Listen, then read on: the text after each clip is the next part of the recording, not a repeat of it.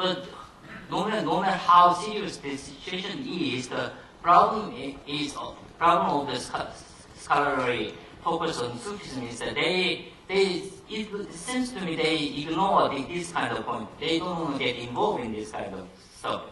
As they say that like we are just outside, we are not gonna involve in that case. So they just focus on kind of decline of Sufism. Sufism gonna be moribund, gonna be die out because they argument on the basis of two theory, which is very important to understand Gülen Sufism. First of all, the Weberian rationalization is what we call, and second, Durkheimian functionalism, sorry for my English. And the Weberian rationalization means the more people be rationalized, they will be far away from religion, any kind of religion. On the basis of then, the Durkheim functionalism, what religion offered in the past to the people, that schools, medical systems, these kind of social services gonna be offered by government itself or civil movement itself. But as we know, and as we see, the Gülen Sufism also functions at this function too. This is why Gülen Sufism appealed to the contemporary world, why his movement on the basis of, that's what my argument, on the basis of Sufism can be successful so far.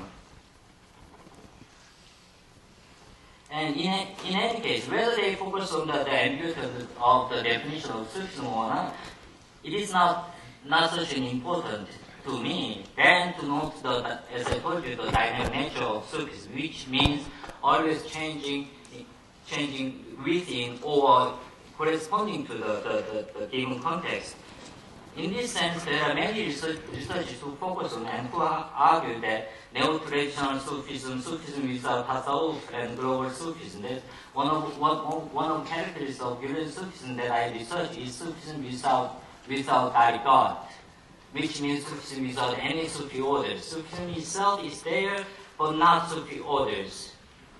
And it makes it even obvious. Okay, how Gülen Sufism plays role in Gülen's life and thought. Let me just shortly mention. In his lifestyle, we may see that, as you know, the Turkish people, the action insan, the concept of action, which means a man of action, which means it is very interesting. I did some field research on the Gülen Sufism that I went to the Pocono where he lives, and I was fortunate to interview one of the people there, and I asked them, why do you like the Mr. Gülen? And he said to me, his action is just like what he taught to us.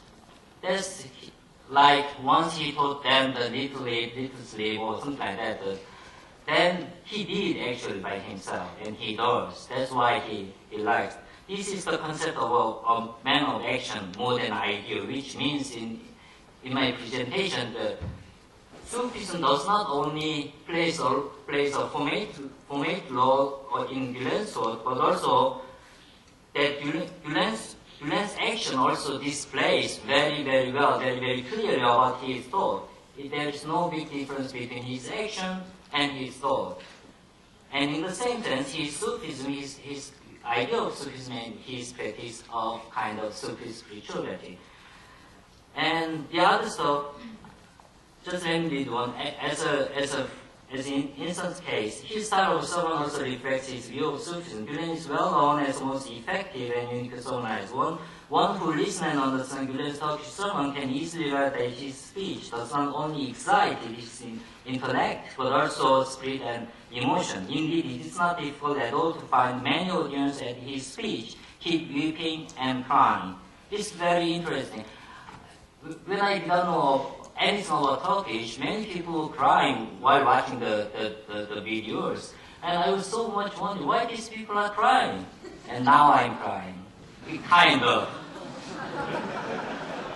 This reflects and represents, in the academic sense, I think this is my main argument on the Arif dimension, which is not differ from alim dimension. Alim means refers to the kind of intellectual. Arif means more to Sufi, within Sufi boundary, is not get knowledge from something. I cannot say with this kind of understanding, but in Sufi theology, it means that spiritual summon, which means Arifian conveys a spiritual mystical experience that is closely related to the Sufi theology of knowledge. Marifa is quite different to clarify in language.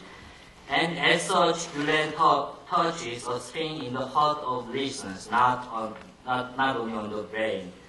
And second is that I want to point out his works on Sufism.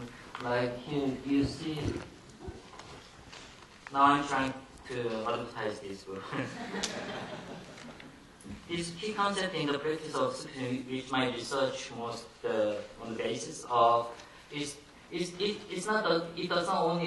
says key concept. It doesn't only explain the key concept of Sufism, but also it includes the other dimensions like heart, which gives you very fundamental discipline of Sufism, Gülen Sufism. And on this book, I would like to point out on 4 characteristics of Sufism. And since I have no time, you may refer to the book. And in my understanding, his Sufism is, as I told you, totally Islamic Sufism. It's not non-Islamic Sufism, totally on the boundary of Islamic Sufism. That's what it said, what it clearly states. Sufism does not contradict any of Islam ways based on the Quran and Sunnah. In fact, as the case with other religious science, its source is the Quran and the Sunnah, the very first page of this book. And my second point is about the Gülen Sufism characteristics. Sufism without tariqah, as I told you, tariqah had removed they showed many of increasing problems. For instance, for instance, that they put their spiritual leader over the Prophet Muhammad Sallallahu Alaihi Wasallam. This is problematic. This is one of the reasons why I think Gülen Sufism should be understood. Sufism without tariqah. And third point is, his Sufism is active and sober Sufism. It's not drug manifestation at all, but sober, very. Please don't forget to refer to my view. If you have any question, you can feel free to send me an email. Thank you very much.